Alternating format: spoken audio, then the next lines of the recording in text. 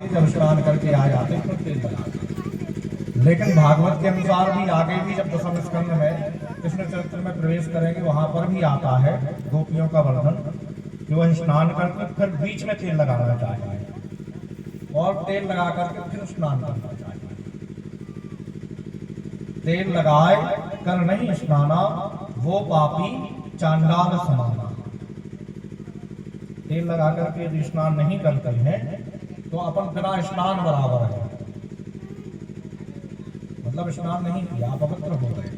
दूसरा, जैसे कुछ लोगों का देखे कि जो वस्त्र पहने रहते हैं, जैसे यदि बनियान पहने तो अपने स्नान किया गीली हो गई, फिर जो पहने हुए उतारे हुए वस्त्र हैं उनको धो करके उसी गीले वस्त्रों से अपने देह को पोंछ लेते हैं,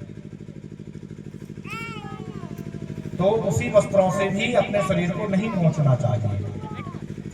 जो अपन ने अभी उतार करके धुले हैं और गीले हैं, गीले वस्त्रों से शरीर को पोंछने से कहते हैं कि स्वान के चाटने के बराबर हो जाता, कुत्ते के चाटने के बराबर कहलाता शरीर, मतलब फिर भी अपन अपवित्र है। तेल लगा करके स्नान ना करें तब भी बिना स्नान बराबर है, और यदि गीले वस्त्रों से अपने शरीर को पोंछते हैं तब भी अपवित्र माने जाएंगे, तब भी अपन भगवत आराधना के योग्य नहीं है। देखो, देवताओं को, प्रभु को शुचिता पवित्रता बहुत प्रिय है। बाह्य पवित्रता और बाह्य पवित्रता से भी अधिक अंतर मन की पवित्रता। अपने मन में, अपने अंतःकरण में किसी भी प्रकार का विकार ना हो तो तेल लगा करके स्नान करना चाहिए, या तो तेल ही ना लगाओ, लगाओ तो बीच में लगाना चाहिए। अब भक्ति का श्रृंगार, ये तो अपने शरीर की बात हो गई। भक्ति का तेल क्या है? भक्ति का तेल है शास्त्रों की बातों पर, संत और गुरुजनों की बातों पर श्रद्धा रखना। तुलसीदास जी कहते हैं ना, भवानी शंकरो वंदे श्रद्धा विश्वास रूपिणो याम बिना न पश्यन्ति श्रद्धा स्वांतः विश्वमीश्वरम्। श्रद्धा विश्वास रूपिणो, भक्ति में पराशक्ति है, परम शक्ति है, जगत आता है।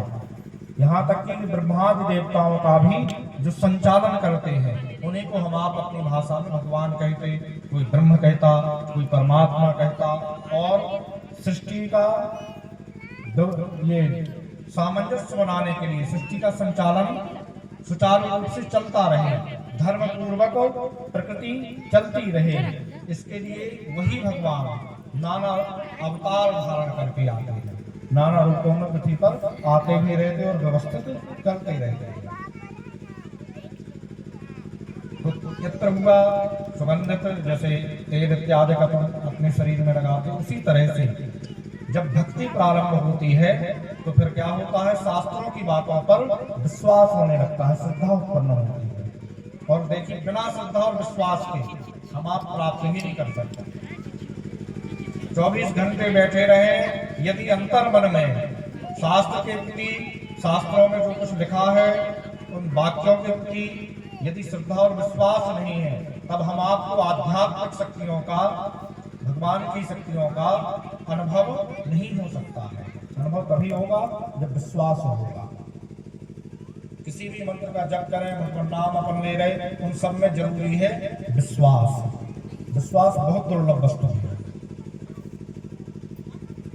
जिन जिन ने विश्वास नहीं किया बाद में उनका विनाश भी हुआ है। इसलिए शास्त्रों पर विश्वास करना बहुत आवश्यक है। तो विश्वास करना, श्रद्धा और विश्वास हुआ तेल। स्नान किया, मैल छुटाया, मैल छुटा करके फिर सुनिए। इसके पश्चात अब जैसे ये सब करके जब तेल लगाएंगे तो अभी बताया कि फिर से स्नान करना है। अब और शुद्ध जल से स्नान करना है, तो वह शुद्ध जल है जो हम आपने शास्त्रों से सुना, जो भगवान की कथाएं सुनी, जो सत्संग किया, और भगवान का जो रूप है उसका मनन करना,